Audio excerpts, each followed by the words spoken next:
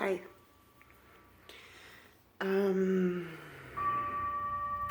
For those of you who know, my name is Rhiannon Rose, and I am running a page called Rhiannon Rambles on Facebook, and I also have a Instagram account called Twinflame Crystal Healing. So I'm guessing a lot of you are probably coming here from those pages. So I've been meaning to make this video for a long time, and it's going to be a difficult one. It's certainly going to need to be chopped into increments. I don't have really good camera equipment. I've tried all different configurations. I was going to try to use my laptop. I'm just on my phone. So bear with me. The story that I want to tell is the story of my twin flame union, and also my soulmate union. And I think I know in my mind the way that I think that it is, but I'm open to your guys' thoughts and ideas, and maybe I've got these two individuals backwards. Perhaps the one that I think is my twin flame is in fact my soulmate, and vice versa. So it doesn't matter to me. They're both so very important, and they both had so many lessons, and we're so intertwined anyway. There's been a lot of discussion lately in the New Age community about twin flame unions. I think a lot of people are seeking their twin flame, or somehow believe that if they don't have connection with their twin flame, that somehow, they're not as enlightened. I don't know. There just seems to be a very big push to find that. And I think that part of that is because I think that a lot of twin flames are actually truly reconnecting in this time, since we've gone into the new millennium, the new age of Aquarius, and so on and so forth. So, I mean, certainly that is true, that people are reconnecting. But if you're not in a twin flame union, you haven't reconnected to your twin flame, that's okay. Like, that doesn't mean that your relationship that you're in is any less important. They're just different. And so I want to go through these stories, partly because I feel that I need to share my story. I feel that I have a lot of blockages in my throat and my heart, because I have kind of been silent and I haven't been able to use my voice to share the story. I'm sure there will be times that I become emotional. I want to start out to give you guys just a little bit of background about myself. My name's Rhiannon. I'm 39 years old, and I am a certified crystal healer, level 2 holy fire, Usui holy fire Reiki practitioner. But I have been on this spiritual journey for many, many, many, many, many years. And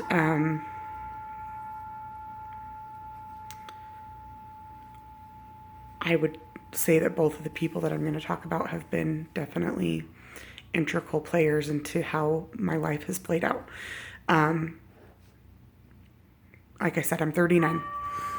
I met both of these individuals, males, they're both males, while I was in high school.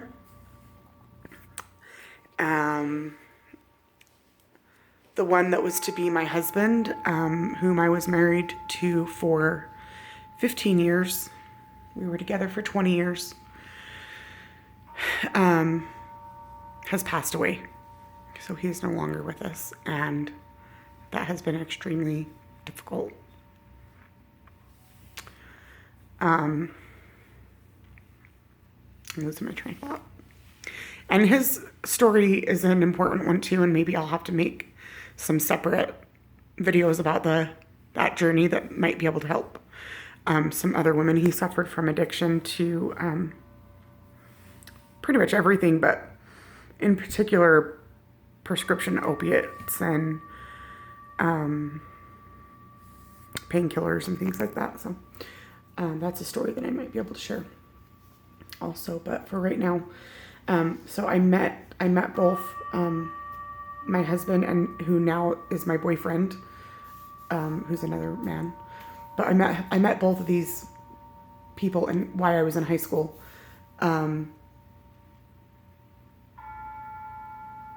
The one who ended up being my husband, his name's Nathan. I met him first. I met him, I had recently moved to a new city.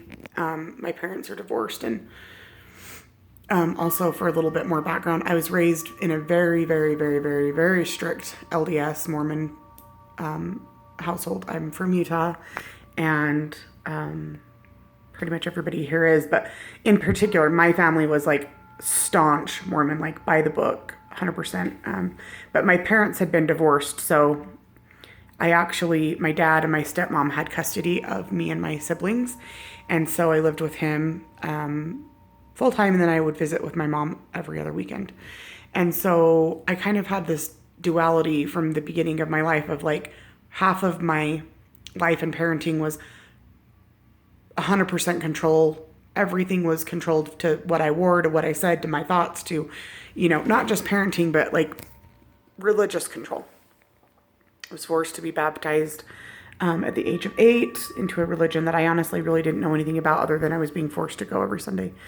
And then on the weekends or every other weekend, I would go to my mom's, and basically, I think out of guilt, she just let us do whatever we wanted. She was the Disneyland mom, and let us eat McDonald's and pretty much let us do whatever we wanted. And then what was agreed upon in the court case of the divorce was that once we reached the age of 12, we were able to decide which parent we wanted to live with, and they didn't have to go to court, and there could be no dispute. Basically, it was up to us once we reached that age. So at the age of 12, of course, I was going through puberty and wanted some freedom. So my older sister had already chose to move in with my mom, and I could already see that her life was changing. She was basically, I thought, living it up. And so I chose to also, I'm going to grab my coffee. I chose to go to live with my mom as well at the age of 12. So that was like a super transitional period. I mean, I was only 12, so that's pretty much in my eyes now as an adult, still a child. Of course, at the age of 12 then, I thought I was an adult and I thought I knew everything. But I mean, when I moved out of my dad's, I was still playing Barbies, and I moved into my mom's, where I immediately was drinking, smoking pot, dressing very provocatively, being introduced to men, literally men, 21 to 25 years old. It was not a good situation. So, anyway, I got in trouble, back and forth, ended up back with my dad for a bit, running away, suicide attempts, just a very difficult first couple of teenage years. Till I reached the age of 14, and then my mom, I got kicked out of my dad's house again, back in with my mom, but we moved from one city that we'd been into another bigger city. And so in this particular area, you start high school in the 9th grade. So you're in high school with 9th, 10th, 11th, and 12th graders. So who was to be my husband, Nate, was a senior at this high school, and I was a sophomore. I was a freshman. I was in 9th grade, so I was essentially 14 years old. And we lived across the street from this big park, and there was parties pretty much every weekend after the football games. I mean, I could just literally walk into my house and there would be kegs and beer, just like full-on ragers. And so, plus I had my older sister, who was also a senior at the school. But she was new. We had just moved here, so she didn't know anybody.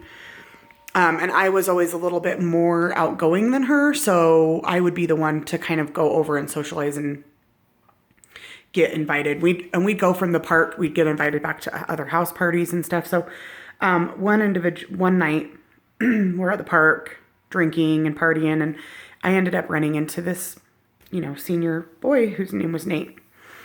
And I don't know what it was. It was just something. I'd been around older boys before, obviously, like I said